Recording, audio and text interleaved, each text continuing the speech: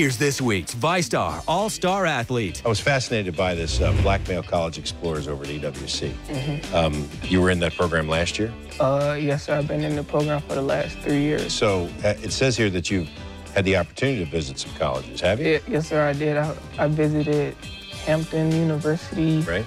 I visited Bethune-Cookman University and many more, etc. So when you go to these schools, and I found this with my children and even when I was going to college, when you get on campus, you know right away whether it might be a fit for you. Don't you? I mean, there's a feeling. Have you felt that? And I guess that's the goal of this, right? To let you find the right fit. Yes, sir. I have been to a couple of colleges where I liked a couple of things, and but I haven't been the one that just made me just want to. Right. Nothing's really clicked yet. Yes, sir. Well, when that happens, you'll know it. There's no question about that. Yes. This program also focuses, it says, on science, math, engineering, and technology. Yes, so sir. is it a bunch of classroom? Is there some classroom work as well? Oh, yes, sir. That's what the camp is mainly focused about. It's for at-risk Black males, and it's just trying to give them trying to help them prepare for the next school year and stuff like that. But while it's doing that, it's giving you a college experience, like you're staying on campus for 8 weeks, and they reward you. If you do good in the classroom, they reward you on Fridays. But going on trips to Adventure Landing and the skating rink and bowling and stuff like that. It's trying to make the kids want to go to college and stuff like that. So not be dropouts and stuff like that. Jordan, congratulations on all your success. You are our all-star athlete from Westside High for outstanding achievement in athletics, academics, and community service. Presented on this day and signed by me with a great seal of Channel 4. Congratulations. Thanks. Positively Jack's proposal. St. Johns County Sheriff's deputies helped a man propose to his girlfriend of 3 years. And it is definitely one she will never forget.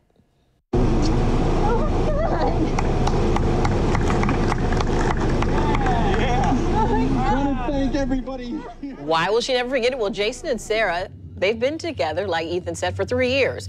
He approached Corporal Manning of the St. Johns County Police Department and asked him to help come up with a plan to propose to his girlfriend.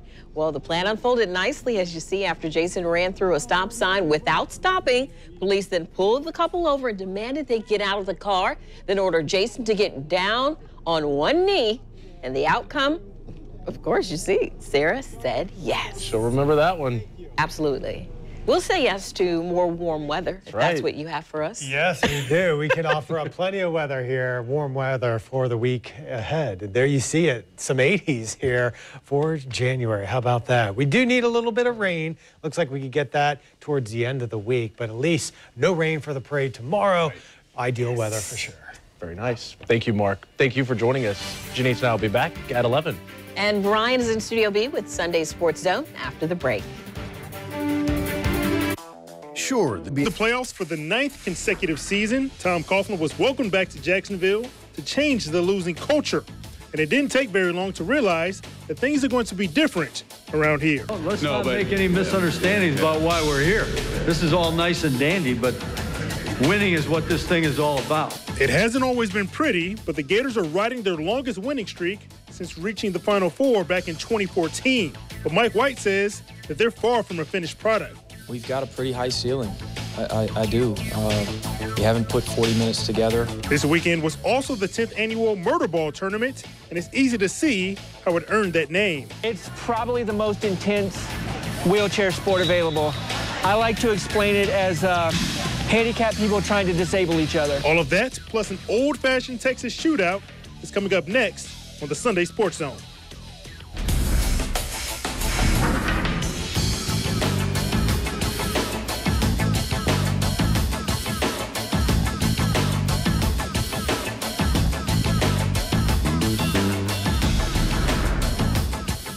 Hey there, and welcome to the Sunday Sports Zone. I'm Brian Jackson. If you missed the end of that Packers-Cowboys game, it was just an incredible finish. And Aaron Rodgers showed why he's the baddest man in the land. Come next January, the Jaguars hope to be talking much more about playoff matchups instead of draft positions. And prior to Thursday's press conference, it was fair to wonder who would be calling the shots for the Jaguars going forward. A couple of days later, that answer is clear. His name is Tom Coughlin. As Vice President of Football Operations, he will have the final say on the 53-man roster. When I spoke with Jaguars offensive tackle Kelvin Beachum earlier this week, he said that just having Coughlin walking the hallways equals instant credibility. And even though before Gus Bradley was fired, there was some talk of Coughlin maybe returning as the Jaguars head coach. But he made it very clear that those days are behind him, and this is the role that he wanted all along. Oh, it is, without a doubt. I just walked out in the stadium and was reminded how beautiful the stadium is and how, you know, how fast a track we're blessed with here, you know, and to be able to take advantage of that team speed and also our weather and all of those kinds of things, which puts me back in that mode of thinking when we first came here. Yeah, it's all very positive. It's our culture, you know what I'm saying? It's not, I know a lot of people say, hey, the head coach sets it and things of that nature, but you need everyone around you that's in a position where they can go ahead and make sure everyone does understand that culture. I mean, it's hard to say we see progress when there are only 3 games, but we lost 10 games by a touchdown or less, and you know, we won half of those games. We may have won our division, and so I think we have some tools to work with. Part of it for me is to have somebody here who's passionate, who really, it's much more than a job. It's their mission to really get the Jaguars winning and on the right track. So the team we have, I mean, all of them really fit the profile. It's fair to say that fans weren't all that excited when Doug Marrone was named the Jaguars head coach, but bringing Coughlin on board helped quiet some of that noise at least. Over the past several weeks, coaches from Gus Bradley's staff have been fired, but Marrone decided to keep Todd Wash as the defensive coordinator. Now, this was what Marrone wanted all along, but he did have to wait for Coughlin to sign off on it. In Wash's first year as coordinator, the Jaguars finished 6th in the NFL in total defense, but they still weren't really able to generate a consistent pass rush, and they were next to last in takeaways. At the end of the season, Jalen Ramsey, Tashawn Gibson, and Devon House all voiced their displeasure with the defensive scheme. Now that Wash is in year 2, maybe he'll mix in more of his own ideas since he doesn't have Bradley hanging around his shoulders anymore. Now, Coughlin has been on the job for less than a week, but his handprint is all over the Jaguars' latest additions to their coaching staff. Perry Fewell was named the defensive backs coach. He's no stranger to Jacksonville and served in that same position with the Jaguars from 1998 to 2002. He also worked with Coughlin on the Giants staff. Now, remember those lack of forcing turnovers that I just mentioned? Yeah, that wasn't a problem for Fewell. During his 5 years with the Giants, they had 160 takeaways, which was the 2nd most in the NFC and the 3rd most in the NFL over that time period. Another thing that all of these new hires have in common is tons of experience. New offensive line coach Pat Flaherty has been at this for 47 years. He's also part of Coughlin's staff for both Super Bowl runs in New York. He's a master of the running game. He had a stretch with the Giants where they finished among the top 10 in the NFL in rushing for 6 out of 8 years. Now, the 49ers, they didn't do a whole lot this year, but under his direction, they were 4th in the league in rushing yards per game. And this past season, both Jason Myers and Brad Nortman had decent years, but the coverage and return teams were just an absolute mess. Joe DeCamillis was brought over from Denver to get that unit up to par. He was here a couple of years ago as the Jaguars special teams coach. He has nearly 30 years of experience and picked up a Super Bowl ring with the Broncos last season. And according to various reports, the Jaguars will add Tyrone Wheatley as their new running backs coach. He played in the league for 10 years and picked up nearly 5,000 yards rushing. Wheatley previously worked with Marrone with both Syracuse and with the Buffalo Bills. In the early 1990s, he was a stud running back for Michigan. He spent the last 2 years working on Jim Harbaugh's staff with the Wolverines.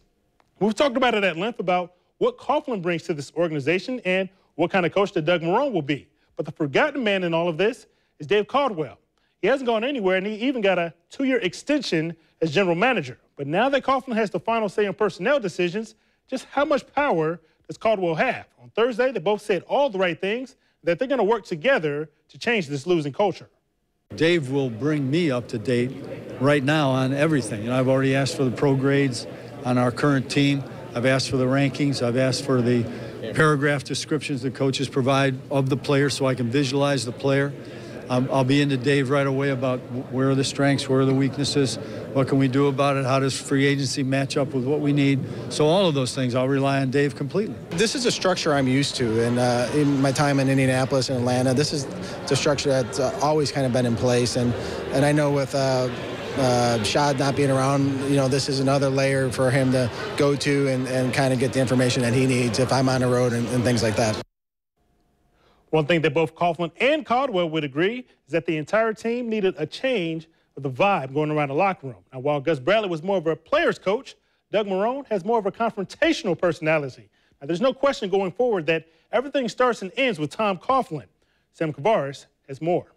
What else is there? What the hell would you be doing this for if it wasn't a win? It didn't take long for Tom Coughlin's fire and passion for his new job to shine through. I mean, let's not make any misunderstandings about why we're here. This is all nice and dandy, but winning is what this thing is all about. From his job as head coach and general manager of the Jaguars to his 2 Super Bowl wins with the Giants, Coughlin says he has the job he wants at this point in his career. He'll have enough input and say when it comes to personnel and execution to do what he thinks is necessary to win here.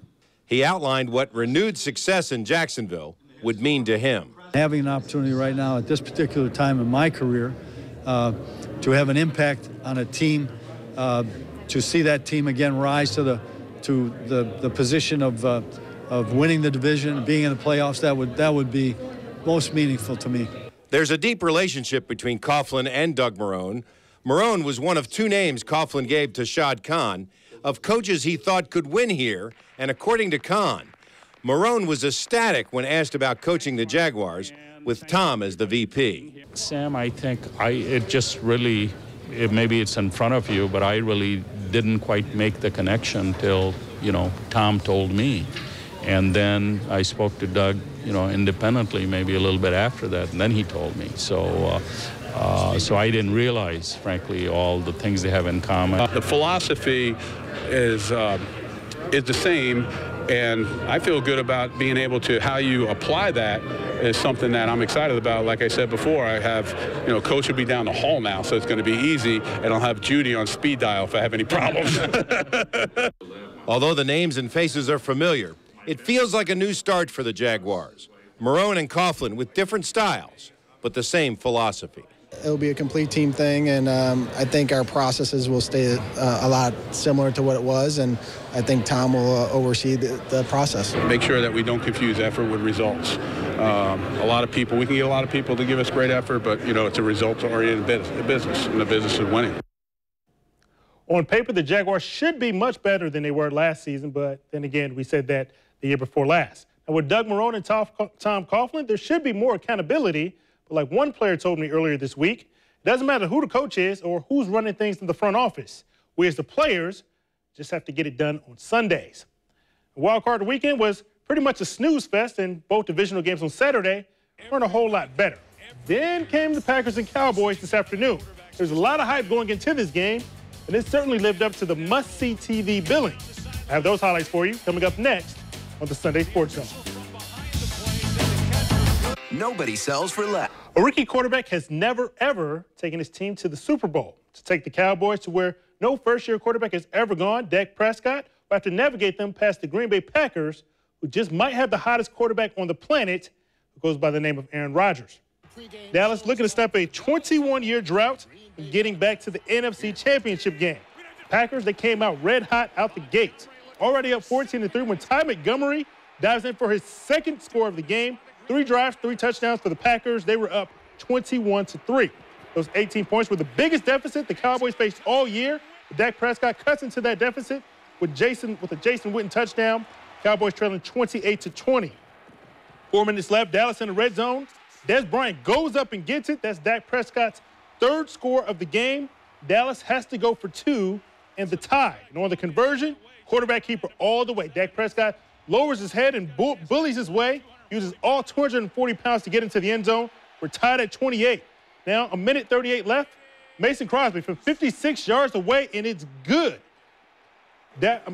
Green Bay up 31-28 at that point. Too much time for the Cowboys to drive down the field, and Dan Bailey knocks it home from 52 yards away, but there's still 35 seconds left on the clock. Is that enough time for Aaron Rodgers? Well, you already know the answer to that question. Rolls to his left, lets it go with 12 seconds left. Check out that catch by Jared Cook on the sideline. Somehow, these 2 hookups, gets both feet in bounds, and Green Bay is in field goal range for Mason Crosby. 51 yards away, needs to get it in to send the Packers to the NFC Championship game. It is just inside the uprights. Packers win, beat Dallas in Dallas. They will go on to Atlanta next to face the Falcons next Sunday for a chance to go to the Super Bowl.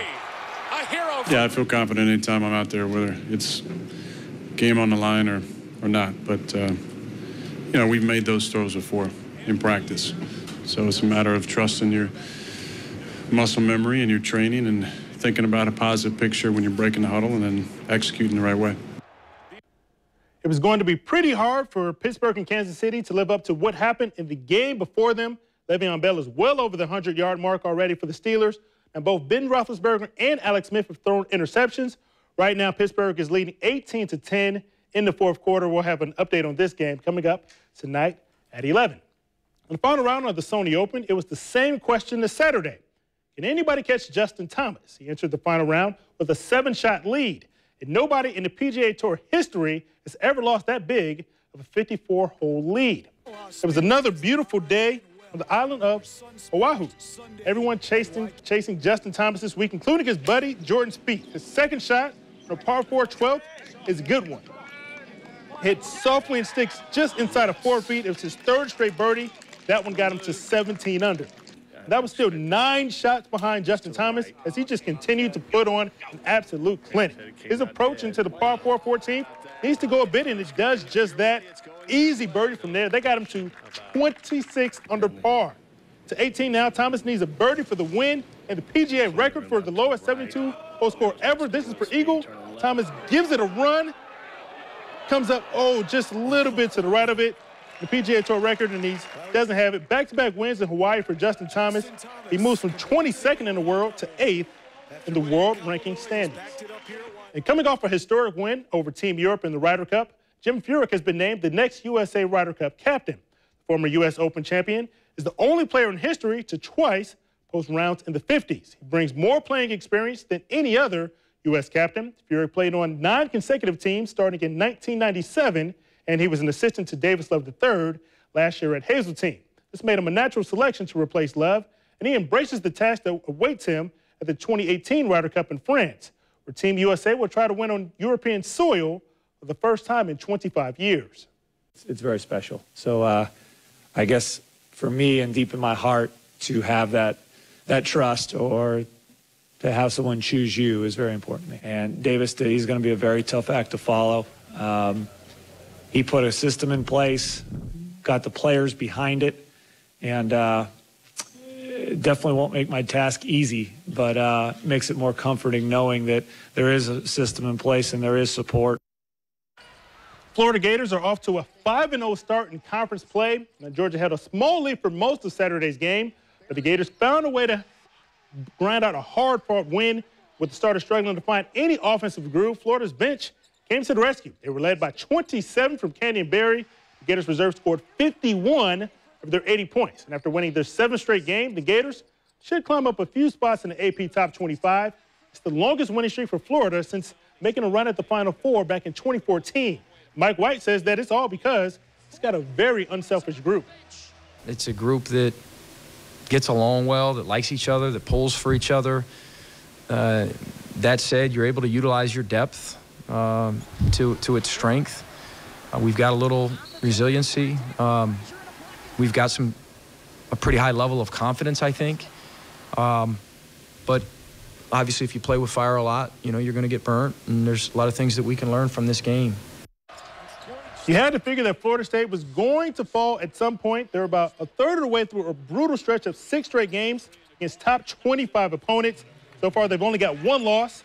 North Carolina was just too much to handle on Saturday afternoon. Tar Heels just absolutely dominated the boards with a 56-24 advantage.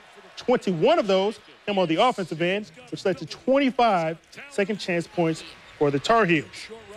And for the Reebok girls basketball team, the only thing that changes is the opponent. Everything else, the blowouts, running clocks, and overall domination remains the same. Reebok won its 7th straight Gateway Conference Championship on Friday night after beating Sandalwood 89-42. Reebok hasn't lost to a Gateway program in the past 7 years. The last loss came against Jackson, the conference title game, back on January 21st in 2010. Now, we know that you guys have been waiting all week long to see who will be sending to the Rolex 24. Coming up after the break, your week-long wait will finally be over. I'll announce all 5 lucky winners when we return on the Sunday Sports Zone. I'm Ethan Callaway. Thank you to everyone that participated in this week's Rolex 24 contest. We had a grand total of 5 winners who will all receive a pair Rolex 24 4-day passes. With that, you'll have all types of great behind-the-scenes access. I won't make you guys wait any longer. Our winners are as follows: Eileen Westwater, Scotty Boatwright, Lee Hansen, Angela Roark, and Charles Sterling. You guys are our 5 winners. Hopefully, you guys are watching. If not, don't worry about it. Somebody from the station will be contacting you this week so that you can claim your prize. So congratulations to all 5 winners. Tonight, our Ultimate Sports Highlight takes us to the north side at the campus of Edward Waters College.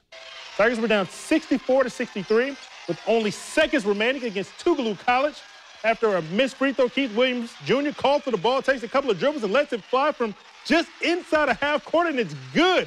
The entire gym goes crazy. EWC wins 66-64 on the buzzer beater. The miracle shot capped off a late run by the Tigers, trailed by 7 with just over 2 minutes left to play. Also this weekend was the 10th annual Murder Ball Tournament, which was held at the Jacksonville Ice and Sportsplex. 8 teams participated, and we had one from as far away from Canada. You know what? All of these folks, they're just out there having a great time and competing. It was an opportunity to meet people with similar disabilities and make new friends who share the same difficulties that I do. We're really the Brooks Bandits brothers, and we refer to each other as brothers and the Bandit family. So we all recognize the challenges that we face in life, that we share in common. That only makes us tighter on the court. When Doug Marrone wanted to get his coaching career started, one of the first people he reached out to was Tom Coughlin. Coming up after the break, you won't want to miss the story of how these two first met over 25 years ago. Call Alliance and Associates. For some NFL coaches, having Tom Coughlin as your boss is something that they wouldn't feel very comfortable with. But new Jaguars head coach Doug Marrone called this the perfect situation, and this is something he's been waiting for the past 25 years. When I first decided to go into coaching, Coach was playing in a bowl game down here in Florida. And, you know, he's obviously very difficult to get to. I was able to, in my maybe New York ways, try to find, you know, Coach's number, which you couldn't get from anyone. And I found out the hotel that the team was staying in. And I was able to find out a room number. And probably about 10 o'clock at night, it was late, I remember calling Coach, saying, Coach Coughlin, my name is Doug Marrone. I'm a Syracuse University graduate. I played in the league, and I'd like an opportunity to be a graduate assistant. I knew I was in trouble right away. First, he was I see him, I'm guessing that Coach was, one, who the hell gave out this number? How did this guy call? I hope, Judy, I didn't wake you up at the time. And he said, send your resume in, we'll see where we go from there. And the phone hung up. So for me, this is about 24 years ago, I would think. I told Coach, I said, 24 years, and, you know, I'm finally working for you now. So. And that will do it for this edition of the Sunday Sports Zone. The 11 p.m. news starts right now.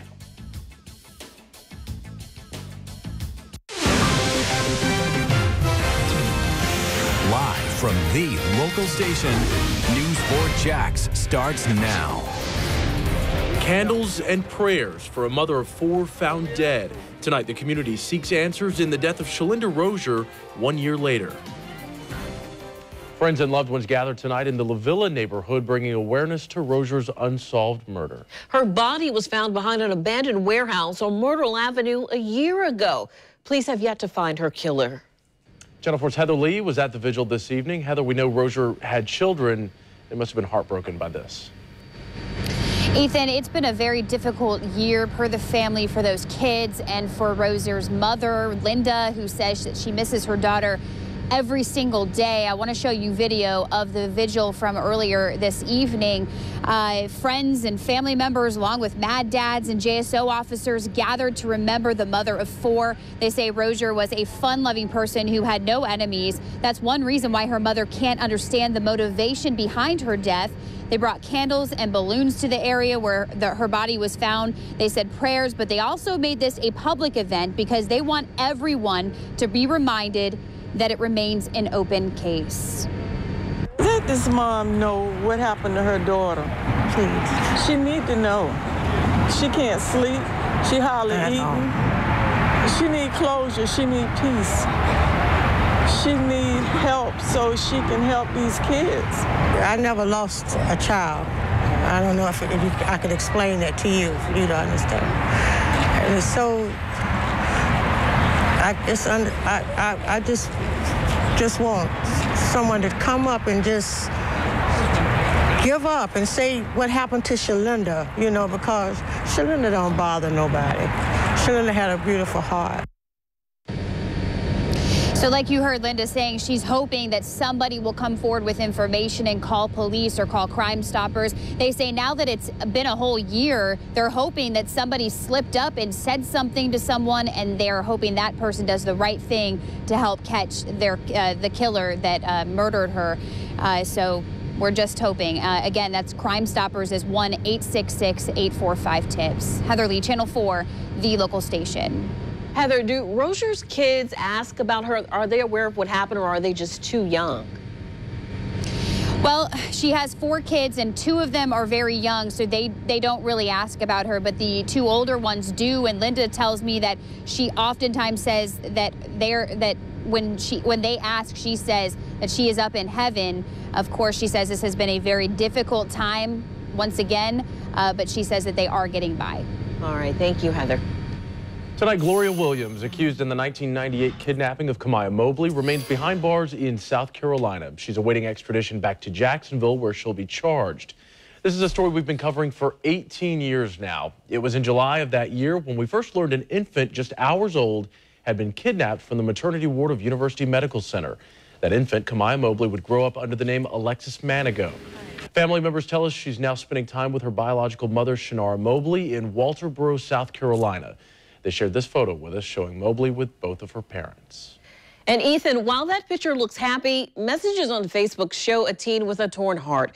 Early this morning, Mobley posted a link to the song Gloria by Enchantment on her Facebook page. The lyrics read in part, quote, "Gloria, my Gloria, I don't want to see another day. It seems like only yesterday I beheld your sweet face, and in my lonely room, my memories of your embrace." The relationship between Gloria Williams and Mobley has come into question. Mobley, who was raised by Williams as her daughter, was visibly distraught during Williams' bond hearing Friday. You see it there. The song she posted would seem to imply Mobley still thinks of Williams as a mother figure. And so many questions remain unanswered tonight in the Kamiyah Mobley case, from why she was kidnapped 18 years ago to how she'll deal with the new family she never knew she had. Channel 4's Scott Johnson spoke with a forensic psychologist about the case and that new family dynamic. There were 2 things I focused on in this discussion. One was what would lead a woman to take a baby from a hospital. The other are the unprecedented family dynamics Kamiyah Mobley finds herself in the middle of, all under the media microscope. I sat down with Dr. Stephen Bloomfield. He's a forensic psychologist who has dealt with numerous criminal cases over the years, and this may be one that is unique to them all. It started in 1998 when investigators say Gloria Williams posed as a nurse in what is now UF Health Hospital. I mean, I remember the news coverage of it at that time. People were wondering what happened. There's a lot of speculation that she couldn't have a baby herself, and there is actually some literature on women who are unable to, or unsuccessful in becoming pregnant, kidnapping, abducting. Dr. Bloomfield says it's almost impossible to know what was going through Williams' mind at that point, but he believes that Kamiyah's birth mother, Shanara Mobley, who was only a teenager at the time, was targeted. It seems pretty clear, although I've not investigated, it seems pretty clear she chose a vulnerable mother. The mother was 15 and a half years, 16 years old, very young. and maybe didn't have a lot of support people around her while she had just given birth. So there seemed to be a certain amount of intentionality. Now, 18 years later, you have a young adult caught between a biological family who wants to know her and a woman who's now locked up that until just days ago she knew was her mother. Two families, the family that lost the child and the family that raised the child with the woman who abducted her. So the first thing we have to remember about Kamiyah is everyone involved has to keep thinking about her incredible resilience. She has to be resilient. Bloomfield says becoming an instant celebrity in the middle of this adds to the need for resilience. And he tells me Kamiyah will need an advocate of some sort to help her navigate the criminal case, family drama, and media spotlight, all at the same time. Scott Johnson, Channel 4, the local station. Dr. Bloomfield also emphasizes Kamiyah, or Alexis, is an adult now, and it's up to her to decide how much each family plays a role in her life. And our coverage doesn't end there. Right now on news4jax.com, you can find the uncut interview with Dr. Bloomfield. You can also take a look back at our video vault showing the day in 1998 when Mobley was first taken. Just look under our stories section on the homepage. Family members of a young mother killed in a hit-and-run crash pleads for the public's help tonight to find the person responsible. She pulled over and she called my son, and while she was on the phone, within a few short minutes, somebody hit her. The family tells News4Jax 24-year-old Jasmine Rodriguez was headed to her second job when she pulled over on I-95 to check a tire. That's when they say someone hit her from behind and kept going. That crash happened on I-95 just north of Old St. Augustine Road early this morning. Channel 4's Destiny McKeever has been talking with the family members who say they are devastated. Destiny. And family members tell me Rodriguez regained consciousness long enough to tell troopers that somebody took a car, used it as a weapon, ran her over. Family says 24-year-old Jasmine Rodriguez had a full life ahead of her before she was suddenly taken from them early yesterday morning. Rodriguez said to be leaving a second job just after 2:30 a.m. Saturday when someone hit her on I-95 and kept going. And she pulled over and she called my son, and while she was on the phone, within a few short minutes, somebody hit her. A report from the Florida Highway Patrol shows 24-year-old Jasmine Rodriguez was headed south on I-95 near the Old St. Augustine Road exit. She was stopped in the outside emergency lane to check her tire, and someone in a silver Honda SUV hit her and never stopped. Family says Rodriguez was planning to get married this year. Man, that was my best friend. That was the love of my life, man. That was my son, mama. Although hard to accept her death, family members are trying to remain strong for Jasmine's 8-year-old son. My 8-year-old, the grandson, he's not going to have a mom. Death's a little bit different when somebody's taken from you. It isn't like losing somebody. Now, evidence points to the car responsible being a silver 2009 to 2011 Honda Pilot. Now, police are asking anyone who knows anything to call Crime Stoppers at 866-845-TIPS. Back to you. Thank you, Destiny. A Jacksonville fire rescue vehicle crashes while carrying a patient. It happened this afternoon just blocks from St. Vincent's Medical Center, Riverside. A black car crashed into the rescue. We're told the driver of that car was taken to a hospital as a precaution. The patient inside the rescue was not injured because of the crash. And a nationwide teaching shortage is being felt right here in Jacksonville. Duval County school leaders are rethinking ways to fill gaps in local classrooms. That's according to the Florida Times Union. Superintendent Dr. Nikolai Vitti and the school board are debating how to use hundreds of instructional coaches currently helping teachers with students who fall behind their classmates. According to the paper, there are just over 100 vacant teacher positions. 33 of these coaches are currently filling in for teachers. The superintendent and board are trying to figure out how to use these coaches while also trying to fill empty teacher jobs without hurting some of the progress made in the district. Gone but not forgotten. Hundreds gather to remember a deputy killed.